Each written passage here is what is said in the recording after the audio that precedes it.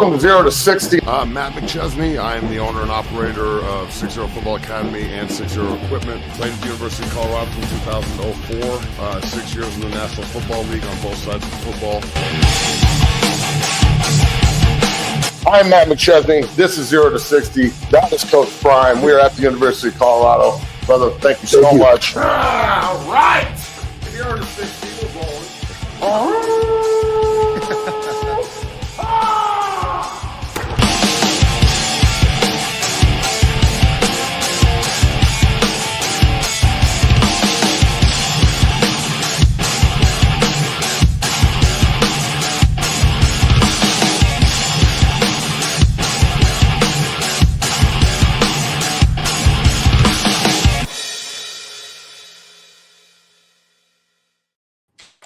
Welcome into the Monday edition of 0 to 60. I'm your host, Matt McChesney. I'm doing this on my phone today as I forgot my computer at the gym and a little bit under the weather, but we're going to be able to just bang this out. If Coach Prime can bang it out feeling like he does, so can we. So we got a lot to talk about here today. Bailey's on the ones and the twos, and we'll get through these topics and get you out of here. So happy Monday, everybody. Absolutely, Matt. Happy Monday. And this is going to be a massive show today. Lots to talk about and lots to discuss here, Matt. Let's waste no further time and discuss the topic at hand here. So, obviously, Coach Prime had a press conference today at 1 p.m. Eastern, and he obviously discussed the news that Coach Prime was diagnosed with a cancerous bladder tumor in April and had the bladder removed. And he has now cured the cancer after, several surgeries. And instead of chemo, he decided to remove the entire bladder. And from what I understand, he didn't want to do chemotherapy during the season. They created a new bladder from his intestines, Matt. That's a lot to. That's really, really tough to hear and tough to go through. I can imagine for Prime. But Matt, what was your reaction to just hearing that news and all that Coach Prime has been dealing with health-wise over the last few months? Well, I mean, it confirmed fears that we all knew he was sick, just didn't know what it was. Yeah. Just this guy is tough as nails, bro. Oh, yeah. Yeah. I mean, just all he has to deal with the blood clots and losing appendages. And I mean, he never complains. He never bitches. He's always got a smile on his face when it comes to this kind of shit, and it's inspiring. So, I'm glad he's okay. I don't know if I could be more. He's a friend on top of being the coach at CU. So I'm glad my friend's okay. I'm glad my guy's okay. And there's a lot of these fucking cowards out here that use this opportunity to try and feel like he was going to quit on us and he was going to walk away. And it's funny, like everybody keeps talking about it, and all he does is keep like doubling down. And I think this is the kind of thing that can inspire his team. It can inspire his coaches. 100%. It can inspire the fan base. It can it can just think about throughout the history of this school, the guys who've had to deal with stuff like this. Sal Lessie had stomach cancer. They saw what that inspired a group of men to do. Yep. When I was there, Coach Mack, our DB coach and our co-defensive coordinator, we'll go watch the 02 season, everybody's got a Mack patch on their chest. Well, Coach Mack, died of cancer in the middle of coaching us. And it was heartbreaking, but it was something everybody could rally behind. And, Coach Prime beat this, and, he beat it down, and he didn't look for anybody to pat him on the back. He didn't look for any sympathy. He didn't use it he didn't weaponize it when it first happened to like get sympathy clicks. Yeah. He waited until he was healthy and it was gone to tell everybody what was going on. And to be honest with you, I mean, on the toughness scale right now, it goes Chuck Norris and Coach Prime. I mean, what the fuck? This guy is. I'm blown away. So I'm glad he's okay. Yeah, resilience, Matt. And I mean, it's extremely tough to deal with at his age, already having gone through the medical issues he's gone through over the years. Like Lucas mentioned in the chat, 14 surgeries in the last 4 years. 14 in the last 4 years, Matt. Like, if he didn't love this shit, why would he keep doing it? Exactly. And he talked about in his press conference how he never lost the faith that he was going to come back and coach again despite the circumstances, and resilience pays off. And I'm really glad he overcame this, Matt. I want to go ahead and show his two doctors and him at the press conference what he actually was diagnosed with and what he overcame. Matt, take a listen. Robot-assisted laparoscopic bladder removal and creation of a new bladder, and I am pleased to report that the results from the surgery are that he is cured from the cancer. You can clap. It's okay.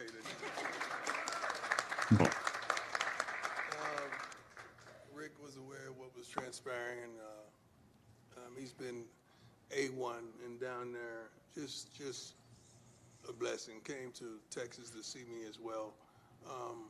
But this was not an easy task. Yeah, Matt. Well, there you have it, Matt. Like Daryl Hopkinson in the chat says, and Prime says, God is good, and that's real. I'm glad Matt, Coach Prime overcame this, Matt, and I mean that is extremely removal of the bladder. Coach Prime talked about in the press conference the difficulties going to the bathroom and how it's kind of changed. I mean, I can only imagine what he's dealing with. He's brought up having porta potties on the sideline in practice and in games. I mean, that's a really real scenario, and so that's I mean, he's what I will say. I think he's sacrificing a lot by the decision he made instead of chemotherapy. From what I understand, he didn't want to go through chemotherapy in the season, so he decided to remove his entire bladder, then creating a new one. He wanted to coach, Matt. If there's any doubt, I think this has to prove it. Like in my opinion. Yeah, this is the thing that people have to walk away because of. This is cancer. This is walking. You have to take a leave of absence. You have to walk away. He took he just went home for 2.5 months and beat it and came back. Yep. So, you always worry about it coming back and things like that. But again, Coach Prime has overcome. So this guy it's pretty incredible, and I'm glad he's okay. And that this is something that I'm sure that they're going to rally behind, and the team's going to rally behind. And again, like we said about 2 years ago, if he's got 8 toes and he's dealing with blood clots and all this other shit he's dealing with, and you can't find a way to get on the field, this is a toughness thing, and your coach might be the toughest guy in the damn field. Yeah, 100%, Matt, and it's just. There were literally reports, Matt, that came out probably an hour and a half before the press conference saying he's stepping down, and I'm just on Twitter. I'm sure you saw it. I'm like, God damn, guys, really? Are we this gullible? People are doubling down on them just being right, so their tweet's going to be right. It's like placing a bet. So I bet he's going to step down. Why would he wait until now to step down? It doesn't make any sense. But I'll tell you what people are rooting for. It's amazing. It's still amazing to me that everyone's still rooting for the man's downfall, for CU's downfall. Fucking Colorado lives in people's heads, bro. Coach Prime lives in people's heads. He just, for real. The Colorado community lives in people's heads. It's incredible to me. Folks that are just too soft to handle the community. And it's, man, every time something happens or there's a little bit of adversity, the true colors show. 100%. And Matt, Bucky posted a video on Coach Prime's Instagram last night. He also posted it on Well Off of Coach Prime, kind of going over the scenario of having to write a will, Matt, back in May here. I wanted to show this just to give some perspective on the situation. Those watching, take a listen, Matt. Mentally, emotionally. Last night was tough. Yesterday was tough. Because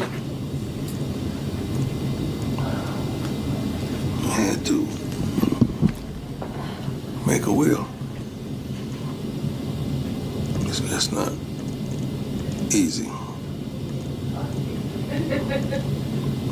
at all. To think that you may not be here. just want to make sure everybody's. God is good, and he prevailed in a battle he overcame, like Bucky said last night. Matt, what are your thoughts and reaction to seeing that? I mean, some stuff is probably better not put on film, but at the same time, that's what everything's on film. So, yeah. It's everything I've already said about Coach Prime can just be reiterated here. I don't understand these fucking people that are like mad at him for doing a press conference telling everybody what's going on. We've literally been asking him what's going on for 4 months. Yeah. Like, I don't care if he takes an hour and 40 minutes to do the press conference, you dickless piece of shit. Let him tell everybody what's going on. It's Deion Sanders also. Like, when he sat up there and told everybody what was going on, he's not just the coach at CU. Like, you have to understand that there's a lot of other people that loved him way before he got to Boulder. Yeah. So it's a huge announcement for a guy who's revered all over the country for his athletic ability and coaching ability and everything else he does. And it was what it was. And look, I'm sure that there's the fucking resident hater who's angry that he took time out of their day to talk about himself because they hate themselves. Let's just be real, man. Like, all these miserable fucks out here that can't. It's not everybody's fault who's not a miserable fuck that you're one. So not everybody has to play the miserable fuck game. I don't have to sit here and listen to your miserable fuck bullshit. Yeah. Stop. Just leave it alone. Be glad the guy's healthy and he gets to keep taking steps. That's awesome. 100%. And he also mentioned in the press conference that he didn't tell Shedeur Shiloh about this cancer either, Matt. So it's just, I mean, it's a tough scenario, but he overcame it and overcame the battle. He didn't tell his boys that he was sick.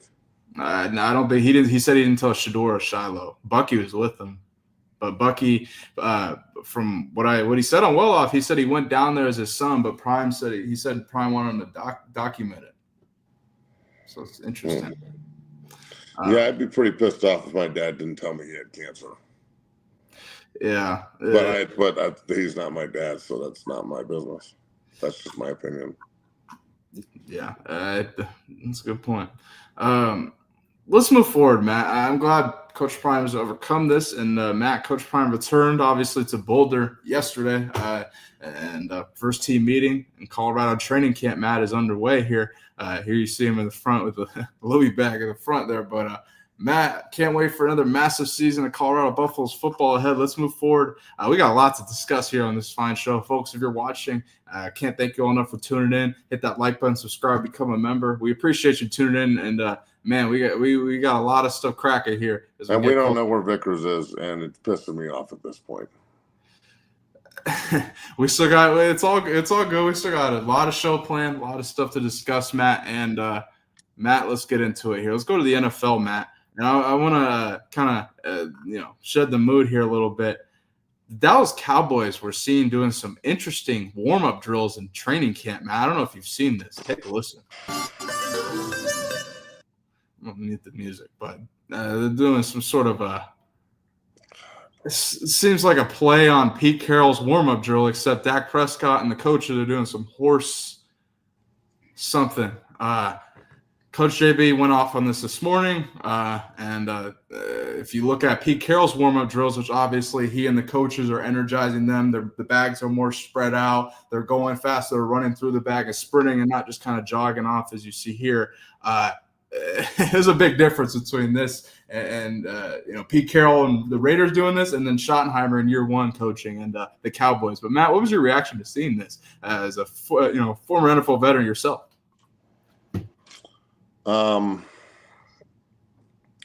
This kind of fuckboy bullshit drives me absolutely nuts. I hate it. Yeah, you haven't earned the right to do this, and this is the best part. Even teams that are good that win don't do this kind of shit. They wouldn't even do it if they earned the right to do it because they're not a bunch of fuckboys, i.e. the Dallas Cowboys. Fuckboy University. That's all this place is. Their best player, Micah Parsons, a fuckboy. Dak Prescott's a fuckboy. Their corner that's a really good player, he's a fuckboy. CeeDee Lamb's a fuckboy. They're all, you put on the uniform and you immediately become like you immediately become this guy who thinks that he's on the same level as Emmitt Smith, Troy Aikman, and Michael Irvin, and Charles Haley, and Ken Norton. Like you think that you're part of that team, and you're not. That was 30 goddamn years ago. Okay, so I think that the Cowboys, like, look, I'm a Jet alum, and I feel like the Jets sold their soul to Satan and Joe Namath to get a Super Bowl, and they'll probably never get another one. And it's a dumpster fire of an organization. The Dallas Cowboys were bought by Satan, and he just can't get out of his own way. You know what I'm saying? Like Jerry Jones, everybody that allowed this should be fired. That's like you're trying to make fun of Pete Carroll's warm-up drill, and it's two totally different things. Pete Carroll's warm-up drill, guys are fucking busting their ass through the bags. It's super fast-paced. They're doing it on purpose. This is like, let's just fuck around and hee-haw around here at Cowboy camp. And Dak Prescott, just a bad look, dog, for a guy who can't win anything. Right. Nothing but the lottery. All he wins is the lottery. Yeah, So, and I think it's a terrible look, but this is what the Cowboys do, bro. They're not going to do shit this year. They're not making the playoffs. Schottenheimer's one and done. We all know this. This isn't. Look, I had Schottenheimer as an offensive coordinator. Brian? There's not a least inspiring coach in the world than Schottenheimer. He's worse than his dad. Yeah, that's what I was just gonna ask. I was like, it's his son. Like so his dad was super corny. Like there's a gleam, man. There's a gleam. A gleam. That's his pregame speech. Like it just some of these coaches are just corny motherfuckers, and this just shows me how corny Shotty is. Like you're a first year coach, and this. I know you're just having fun at training. I get it. Everybody just wants to have fun at training camp, and it's really different than it was when I played. And I'm a dinosaur, so anything that happened in the past, that's bad. And we should just allow all these multimillionaires to underachieve significantly and act like this. So this is how you do it right here. Let's compare. This is Pete Carroll and the Raiders. This is totally different. I don't see anybody out here with any fucking like a broom between his legs trying to fuck his buddies with it. And that's cool. Again, we talked about this on Friday. That's cool. Do your thing. Again, it's 2025. It's the NFL. I'm sure that just ask Christian Wilkins. Yeah, we got to talk some gay shit going on all the time. And that's cool. That's cool. It's, we got meetings, and then we've got lunch, and then we're all going to go sit in the sauna together, and whatever happens, right? But I'm this. I don't understand it, dog. And I know that I'm the anti-fun, and everything old sucks and is archaic, and everything new is cool because we got to take it. Hold on, real quick.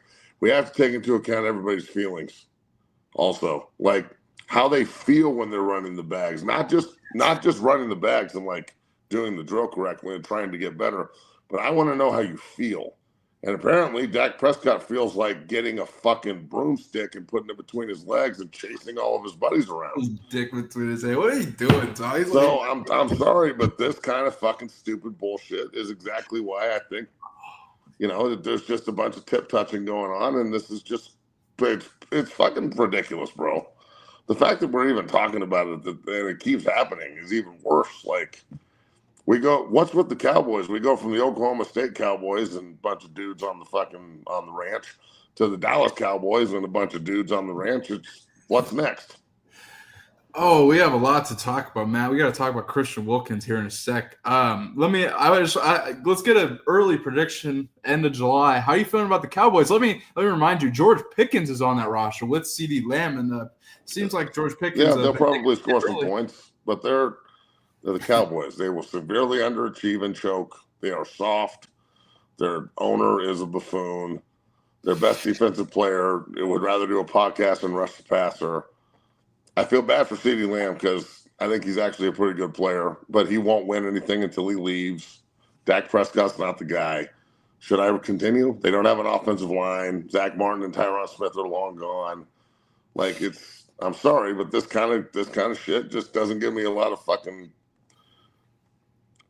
In Philadelphia, they're teaching the tush push, grabbing ass to score. In Texas, they're chasing ass to try and score. Those are two different things.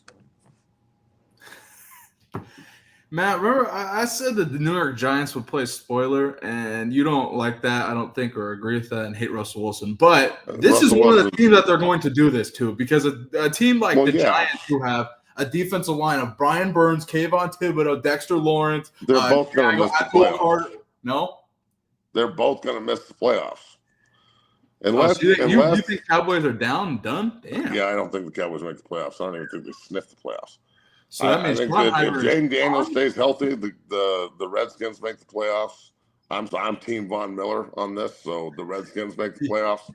And I think that Philadelphia, unless something drastic happens and like Sirianni comes in drunk and falls over at the podium and Jalen Hurts tears everything, they're definitely making the playoffs again. That team just got better. So, yeah, I don't see a place at the table for the Cowboys or the fucking Giants. So that's just me. But hey, that's okay. The Cancun will come early, and Dak will be on the beach chasing his buddies around with a broomstick.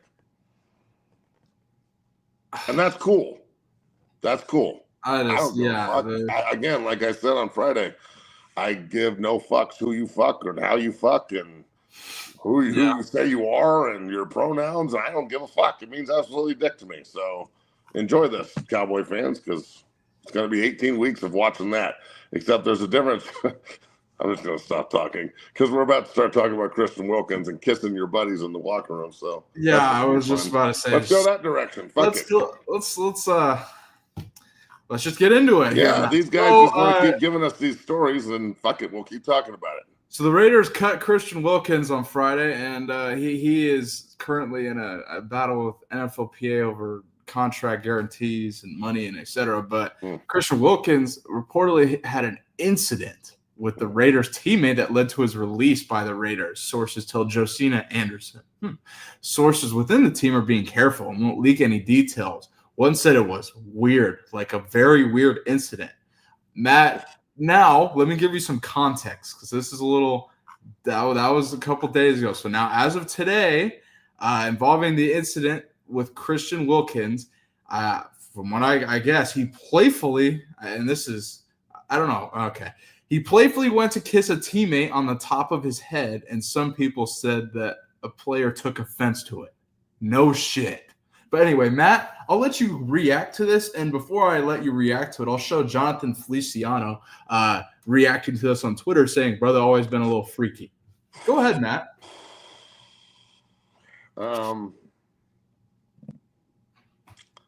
Okay.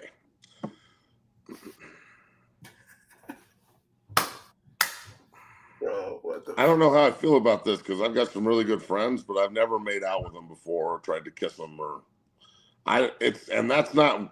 that doesn't make me weird, by the way. Like everyone's sitting around like, oh, what do you mean you didn't try and fuck your friend? Nah, yeah, like he was just my friend. I don't have the urge to walk up to Sam Wilder in the locker room and be like, what up, dog? Like even if it's a playful little kiss. The playful little kiss is even gayer than the tongue down. So, and that's cool. Again, that's cool. Dude, I don't care. The Nesbitt used to be on the Raiders. He could pass rush. That guy got into the fucking museum, and it wasn't for pass rushing. So let's just talk. We could talk about it. Carl Nassib, yeah, he got into a museum, and it ain't for fucking playing football. Nope. And that's cool too. That's cool. That's cool. Nope. Look. Obviously, there's been a long strain of this shit because I think that this was like this was the icebreaker, bro. This was some guy's probably sitting down. He walked up and kissed him on top of his head. I'm sorry, but we're fist fighting immediately after that. And I can't fucking be around this motherfucker, dog. You know how much shit I would be talking on the field? Oh, God, I can't even imagine it. And the long history of this kid. Isn't this the same motherfucker that grabbed Deshaun Watson's asshole and dick? So Matt, you sent me a video on he's the one that fucking tried to fondle Josh Allen in a game, and we were all like, what the fuck is that? Against when he played for Clemson against Ohio State, or it was Alabama, one of the two. He grabbed somebody's ass cheeks and put his hand and play it. It's right there. It comes right after he does the splits like that and falls on Dak Prescott. So this is so I just showed Christian Wilkins doing the splits. Now here's a guy on Twitter kind of explaining this, and take a listen. Christian Wilkins was released because he was being an absolute weirdo in the Raiders locker room. Now this is all alleged, but let's unpack. So we all heard that Christian Wilkins was released because he didn't take his rehab seriously, but it turns out that there was an incident with a teammate. He said it was allegedly tickling a man's toes repeatedly and would not stop. Although he was asked 3 times. Timeout. Insane. Apparently, Christian Wilkins does not have his technique down and everything. He's tickling and everything. What the fuck, C. Wilk? Get your technique down if you're going to give your buddy a foot massage. Again, how weird does that sound? Hey, I know practice was tough, Bailey. I'd love those corns to be up on my lap real quick while I rub your feet. Oh, fucking. Nah, dude. Fucker, nope. That's what I would say. Like, what? Nope. I don't. Nope. Sorry, wrong foot. Nope. There's only one pair of fucking feet that get rubbed, and they sure as fucking Christian Wilkins or Nesbitt's or John Gruden's or whoever the fuck else is in this weird love triangle in Las Vegas. Sorry, John Gruden, that was fucked up for me to put your name in there. I actually love you. But let's continue. Watch him grope the Ohio State guy right here and like stick his hand in his ass. Let's continue. Wilkins has always been an interesting player. There has been scenarios in which he has been accused of doing something like this, and especially when he played Josh Allen. Say that you zoom in very close. Here's Josh Allen, and look at my boy right down there. You'll notice what he's doing. Now, again, all of this is alleged, but... All right, enough. All right, so look, and I don't care if he's gay or trans or if he's like... Yeah. If he's bisexual or pan, I don't give a fuck. That means nothing to me. It's the workplace, dog. This is the wrong place to do this. Obviously, the Raiders don't give a shit. They employed Nesbitt. But I'm trying to make a point. I'm not trying to make a joke. Yeah, like, they obviously don't give a fuck if you're gay. They already employed a gay pass rusher and guys who played. So what the fuck? That obviously doesn't have anything to do with it. Isn't this sexual assault? If I walk up to some random motherfucker on the street and kiss him on the fucking head and they freak out on me, I'm the one that's going to get in trouble, not the fucking guy who freaks out. Yeah. So why is it any different in the locker room? Keep your fucking lips and your hips and your goddamn feet and your hands away from all the other players, you weird motherfucker. This is the wrong... You don't go to the facility to hook up with dudes. The sauna isn't a place to spit game. What the fuck are we talking about right now? And look, I can't wait till I hear somebody defend this fucking guy too. Because again, what about his feelings? Let's talk about his feelings in this. I'll tell you what he was feeling himself while he was rubbing the dude's feet. Oh shit. Matt, we're gonna take a brief commercial. I can't fucking believe what we're talking about in the NFL right now, bro. God, Matt, what are we doing? Like, we're not getting ready for training camp. What the fuck are we talking about? I mean, I can't we're believe talking about teammates fucking kissing each other and Dak Prescott chasing guys around with a fake fucking boner over the bags and just what? I mean, what? When did this happen?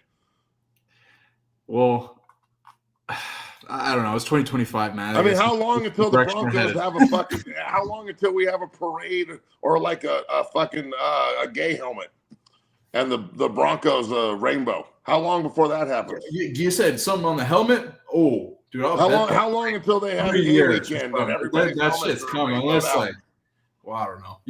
It's tough. You're in Denver. I don't know. That's coming sooner rather than later. Shit.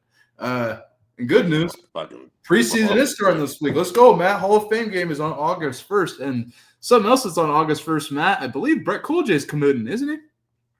Yes, August 1st, Brett is committing. From Bibles here, Matt. Brett Coolidge is committed. Got a top 5 there. Georgia, SC, Miami, the Sooners, and CU. Interesting, Matt. August 1st. Can't wait. What are your thoughts? I know exactly where he's going, and I am not going to tell any of you.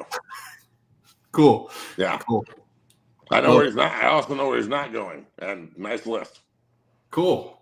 Well, Matt, before we take a commercial break, this is probably the last time we're going to talk NBA basketball for 2 or 3 months. So your guy, Nikola Jokic, he was really, I mean, so I guess he's an avid horse racer into that. And he showed a lot of emotion, more emotion than when he won the NBA championship with I guess his team or his horse won a horse race in Serbia, I'm guessing. Take a look, man. U drugom trčanju I osvaja ovo. Da li su to I suze?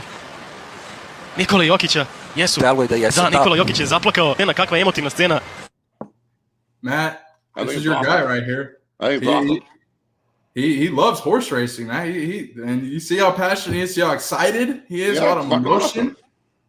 Well, I just, a lot of people are pointing out how he wasn't as emotional when he won the championship. He was ready to go back. Oh, are those same people fans of places that don't have championships? So what? So he's more excited for his passion and something he has loved his whole life than just something he does. Yeah. People are pointing it out. I don't have a problem with Nikola Jokic being a fucking consummate professional and giving us a triple-double every night. That was the worst MVP voting in the history of the NBA, by the way, and no one can tell me different. Yeah. On a really good team and taking a franchise that was god-fucking terribly awful and making them super respectable. Yeah. And I think, personally, the moves that the Nuggets made in the offseason make them like 1B in the West. So fuck around, I know you're happy. Out, bro. Like they got better. They got a lot better. They got rid of fucking Porter. I know you're happy about that. the whole bench got turned over. Porter's a bitch. We had to get rid of his ass. To Brooklyn you go. You know, if we can get the big fucking the other big Eastern Bloc Russian that we fucking signed to actually want to come to play for us and not go to Spain, which I think they figured out. Then we've got a backup center. DeAndre Jordan's old ass doesn't have to play anymore. Although I loved him, he doesn't have to play anymore. We got Hardaway Jr. We got dudes. So yeah, I don't have a problem with this at all. This is his passion and whatever, man. I mean, what the fuck? So he's excited about something. I can't believe he doesn't get excited about everything the same way. People don't usually get excited about everything the same way.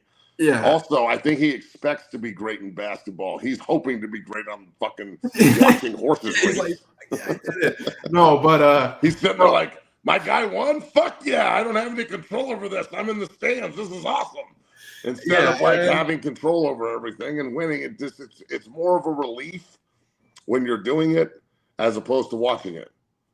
I was never like so fucking happy after a win. I didn't know what to do with myself, even after winning championships. It was more of like, oh, thank God we didn't fuck that up. We won. You know what I'm saying? Instead of like watching somebody win a title, it's like, holy shit, this is fucking incredible. I'm so happy for him. Like, I can get way more excited about it because that's all I have to worry about is the excitement or the disappointment. When you're actually immersed in it, it's more relief, in my opinion, than excitement. That's an interesting perspective, Matt. That's what we do here, bro. That's, you know. And I will say we bring interesting perspectives when other people don't.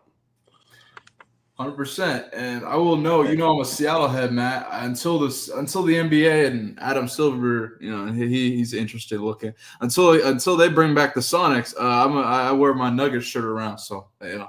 But they got rid of my guy Michael Porter Jr. You don't like him. I know you are not a fan of him at all. He went to Nathan Hale High School. And I've met him with my dad. So him and John Taylor was a great dude. Look, Michael Porter Jr., the person, I'm sure is awesome. Michael Porter Jr., the small forward, he'll always have a special place in the garbage dumpster because he got a title.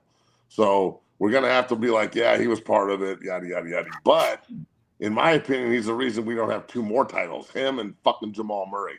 They should have got rid of his ass too. Oh, your boy, yeah. You're a boy. I hate that fucking lazy Canadian, bro. He's all about that socialist shit up there, and he does not.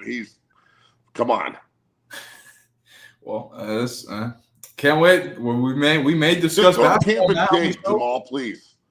Bring your fat ass to training camp in shape, Jamal, so we can not be the 4 seed, so we can be the 2 seed, so we don't have to fucking play the Thunder in the second fucking round, man. Come on. Well, I hope you guys beat the Thunder because the Thunder are a borrowed team, Matt. That's what kind of what I thought it was kind of pathetic after they won. Their fucking parade was pathetic, dog. I wonder why, Matt. It's almost like they're a borrowed team. That franchise should be in Seattle. It is a travesty that it's not in Seattle. And you can try and put it back in Seattle, but what made the Supersonics so special is they were ran correctly, i.e. the way you see the Thunder ran. It's the same fucking people. It's because it's the same. I look at the same way the Browns went to the Ravens or went to Baltimore with the same fucking people and the same infrastructure and all the same things and finally got a title. Well, the fucking Thunder just pulled the Browns. That's all. You're the Supersonics, dog. Yeah, no, you are right. I can't argue with you there. And I mean, as a little kid, it pissed me. I went to a lot of Sonics games as a kid. It pissed me off they moved it, and that we almost got it back in 2013, and then the Sacramento Kings ended up not moving. Yada yada yada. Matt, we're gonna take a break. On the other side, we're gonna discuss Shedeur Sanders and Browns training camp, and from what I understand, he's doing pretty well so far, taking care of business. And he hasn't got any first-team reps, though, Matt, and I want to discuss that with you. Also, Kenny Pickett has a hamstring injury now, which may open up first-team reps. Pickett has a hamstring? Has a hamstring injury, from what I understand. It may have been on a read option that I saw. We're going to discuss that. Also, Savannah Bananas. I don't know if you know who those are, the baseball players. Some guy fell on his face on CNN. We're going to react to that. As well as BJ Green down in Jacksonville Jaguars training camp, doing some rookie duties. So much more. If you're watching, hit that like button, subscribe, become a member of the Dungeon family. We'll be back in 2 minutes, folks. Peace. Whether it's offensive linemen as they work combos and double teams and also pass, pro, and punch, I think the unique physicality of this is outstanding. So much so that you can use it for your shield on punt team or as you rush in the shield. There's so many different ways that we're using it. We get better a little bit every single day, and I just wanted to say thank you because I hadn't ever thought of this, and when I saw it, it made total sense, and we're doing a great job with it. So thank you, man. Go Big Red.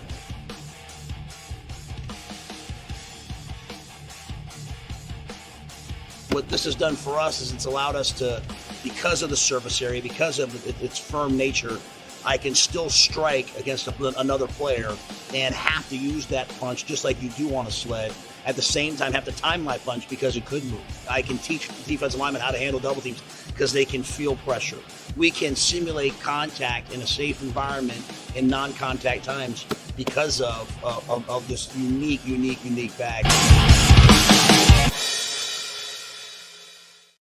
Welcome down here to the Lab 60 Football Academy, 60 Strength and Fitness. I am your owner and operator, Matt McChesney. I just wanted to let everybody know that 60 is now on Cameo. You can go on Cameo and request any tips for training, any offensive line, defensive line tips, recruiting tips. I get so many inquiries in my inbox on a daily basis about tips and can you look at my film and can you do this? Can you break down something for me? I'd love to. All right? It's like the Joker said, my man, right here. If you're good at something, never do it for free. So Cameo is now your bridge to 60 Football Academy.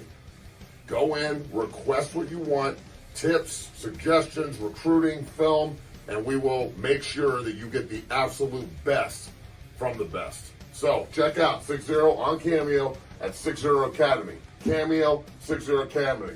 Cameo, 60 Academy.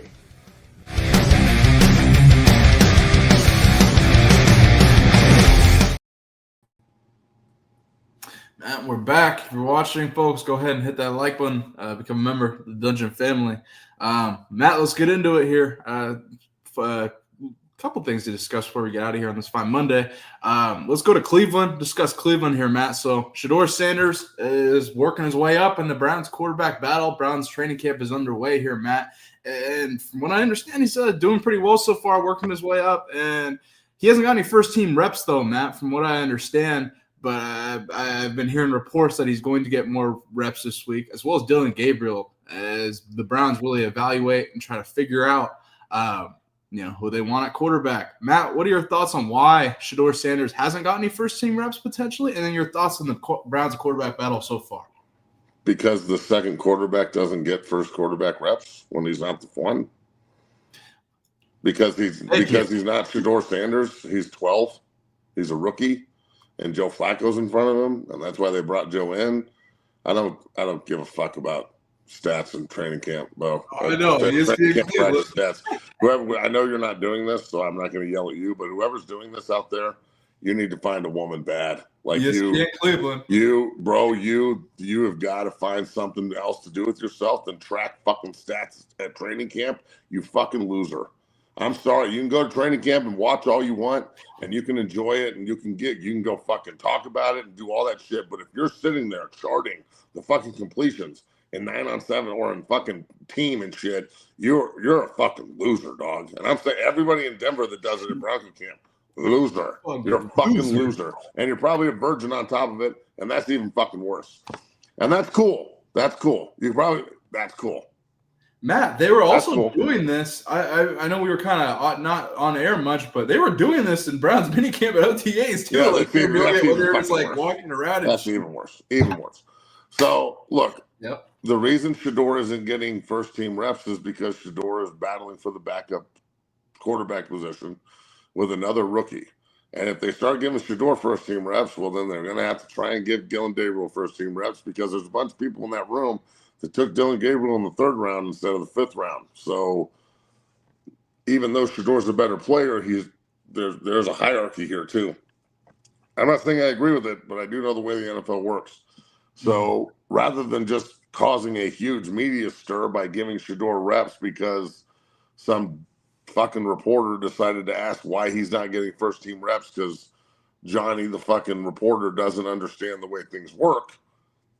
Mm-hmm. They can just say, yeah, we'll get him more reps. They didn't say they were going to get him more first team reps. They said they were getting him more reps. So he's in a battle for the 2nd quarterback job. He's not going to get first quarterback reps. They're trying to get Flacco ready to try and make another playoff run. That's what he did the last time he was the starter there.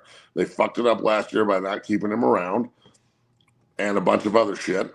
And, this is just, guys, come on. It's Kenny Pickett getting hurt just allows Gabriel and Shedeur to get all the reps behind Flacco, and that's what you want. Take the reps you can get and get better. Stop with all this Shedeur deserves first team reps because he's my favorite player shit.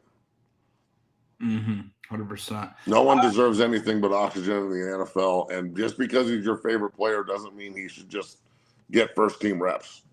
Like, go play a preseason game, ball the fuck out, see if you can get first team reps after that.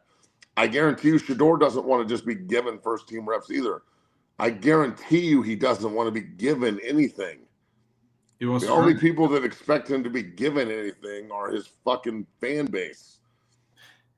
Not even the man you're rooting for doesn't even think like this. So why do you keep thinking like this? Jesus, man.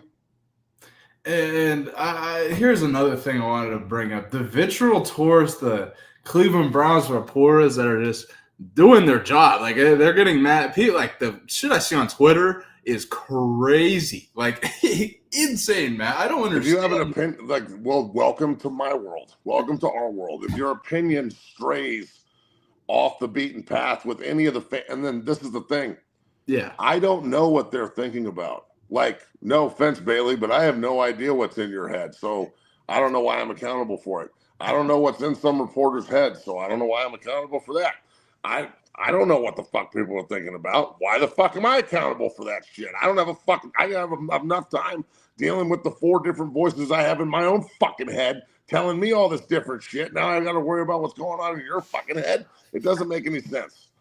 It doesn't make any sense. Why are the professional, pundits in Cleveland now subjected to the wrath of the Sanders prime sexuals? Why? Because he's a rookie and he went in the 5th round. They aren't Buffalo fans.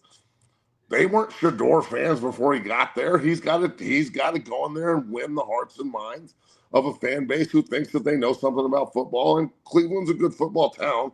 They just have a bad football team. Yeah, exactly. And I had Zach Jackson on my show like a few weeks ago. He works for The Athletic. He's a Browns reporter, and like all kinds of comments in the comment section, like he's a flip-flopper, like this and that. Like, it's just, I'm like, guys, like you gotta settle down here. Shedeur is not playing week 1, and just because a reporter reports that he may have he's gotten the speeding tickets. A reporter reports that. Everyone's got a fucking problem with the reporters doing their job. That's just why I'm like, I don't understand the aggression towards it. It's gonna happen, folks. He's gonna win the job, but it ain't gonna be now. You're gonna have some patience. In my opinion. I don't know if I want it to. I don't know. Again, I don't know if I even want it to be now. Just if Flacco can go in there, and this is a big if, but still, he did it already once with this team. I don't know why he can't go try and at least keep them competitive, right? And Shedeur can just sit and learn and heal and go through his first year. Patrick Mahomes had his first year, guys. Like, come on. It's okay if you don't play your first fucking season, especially for a franchise that does not have their shit together. Let's be real. If anything, it's better to sit and develop. If anything, like take a year to learn and get bigger, stronger, faster, and mentally more mature, ready for what you're walking into, and then let Flacco fuck this up by himself. And then next year, you and Dylan Gabriel walk in as 1-2 or 2-1, and you compete and beat them out for the job, and you're the quarterback in Cleveland for the next 10 years, and everything's hunky-dory. It does, again, this Christmas hasn't come yet, you bunch of fucking whiny bitches. Just calm down, bro. You can't. I want him to start now, and I'm going to make sure that everybody on the internet thinks like me, or they're a piece of shit. Fuck.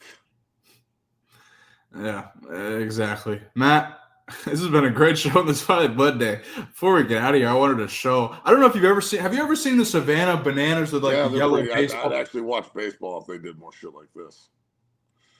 Oh, interesting. I'm not the biggest fan of it personally, but if I when I get older and I have like kids, it's something you take your kids to, I would guess, or something. It's way more entertaining than a regular game. I watch a baseball. Snobbish. The unwritten rules of baseball and the snobby nature of it makes me. I feel like I'm at like a golf outing with my grandpa or some shit, like real stuffy. Yeah, just some comments thrown around where you're like, "Whoa, grandpa, it's not 1940. What the fuck is wrong with you?" That's awesome. That is awesome. Well, one of the Savannah Bananas went on CNN to do a backflip, and it did not. Matt, you guys see it did not work. It did not go well. Take a listen. Oh Jesus! Oh God! Jesus Christ, dog! This dude fucking. Listen to the sound. Oh Jesus! Huh? Savannah Banana split. This my got screwed up. Dude, that sound is wild. Yeah, dude, his face. Oh, and it's like his pelvis hit and then his face hit. So it was like a double slap. Yeah, it's like, oh man. This is the way that Christian Wilkins jumps into bed. He's like, just wait, guys, lay there. I'm gonna do a backflip.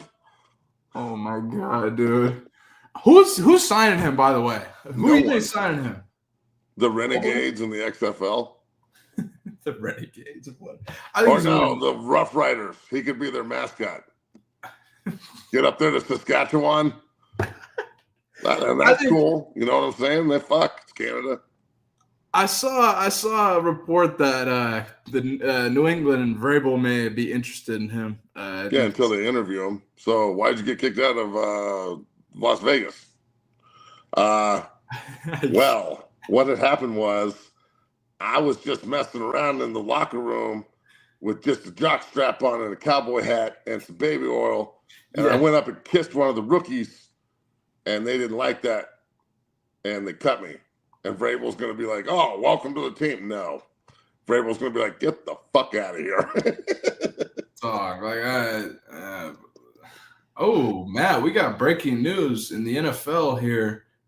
Breaking news on your Denver Broncos. The Broncos and Cortland Sutton have agreed on a 4-year, $92 million extension, $23 million a year. That's good. Keep him a Bronco for life. He had a great year last year.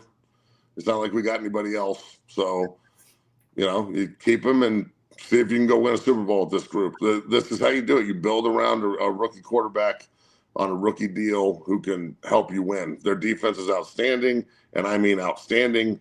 If they can figure out a way to run the ball, and supposedly they have the number one offensive line in football. Ooh, that's what I keep hearing.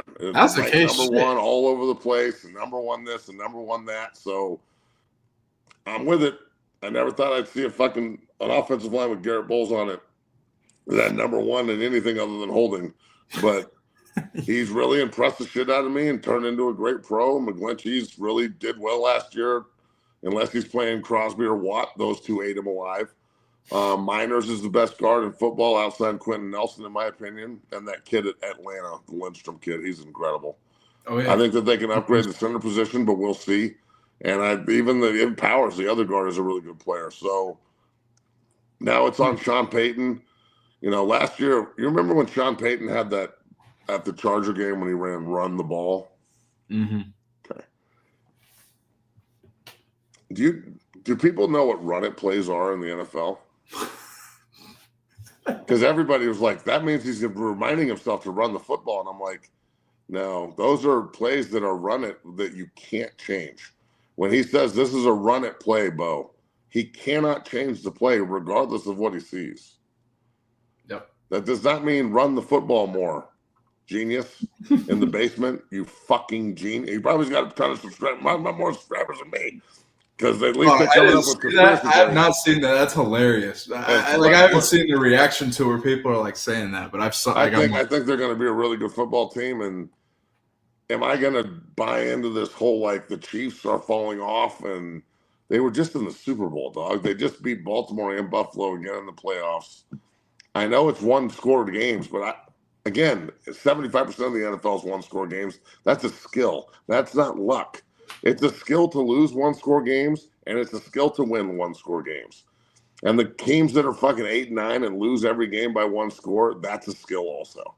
So, look, man, I think that the Broncos have every chance in the world to be really, really good. I like the fact that the Chiefs are not the last game. Will the NFL please, for the love of God, quit making division games the last week of the season where half of them don't mean shit? The division games are supposed to fucking mean something. Seahawks Cardinals are always in week 18 or something every year. It's terrible. So this year the Broncos have the Chargers last. At least they got the Chiefs in the middle of the season where both games are going to mean something. So yeah, man, it's put up or shut up time in Denver, bro. They got the coach, they got the quarterback, they got the offensive line. Their defense is outstanding. They got the defensive player of the year, Surtain. They went and got Greenlaw. They went. Your secondary. Yeah. Like they got dudes. So you either do it this year and this is what happens. Like I equate them to the Philadelphia Eagles right before they went to their first Super Bowl. Philadelphia was young and had a ton of dudes on the field that were flying around. They got into the playoffs, snuck into the last week of the season. They went to Tampa Bay and got fucking blown out by Tom Brady, okay, and just got ran off the field and then walked back in the locker room. And Jason Kelce is noted by saying he sat down with Jalen Hurts and said, we're going to be pretty fucking good next year. I'm coming back. And the next thing you know, they were in the Super Bowl against the Patriots the next fucking year winning. Or no, it wasn't. Tampa didn't have Tom Brady at that point, but Tampa beat their ass regardless. So, the Broncos are now looking at a situation where last year they went to Buffalo and got dealt with. They got better in the offseason. They're young. They're in a division that's extremely competitive, which is only going to help them in the playoffs. So if they're going to do anything, this is the year. And good. Cortland Sutton can retire a Bronco and go in the Ring of Fame if they can ever win a fucking playoff game. That's one thing in Denver that kills me is like we're talking about putting people in the Ring of Fame that have never won a playoff game in Denver before. And the standard in this fucking place forever was not just getting to the playoffs, but advancing in the playoffs year after year after year. Team after team after team. And for the last 10 years, I love Justin Simmons as a guy, but he's not a Ring of Famer. What the fuck are we talking about? Like, you have to win something to go in there. Really? Is that true? There's tons of people in Denver who seem to think Justin Simmons is a Ring of Fame player. And he's a good player. He ain't even close. Okay. Wow. Damn, I can't believe that.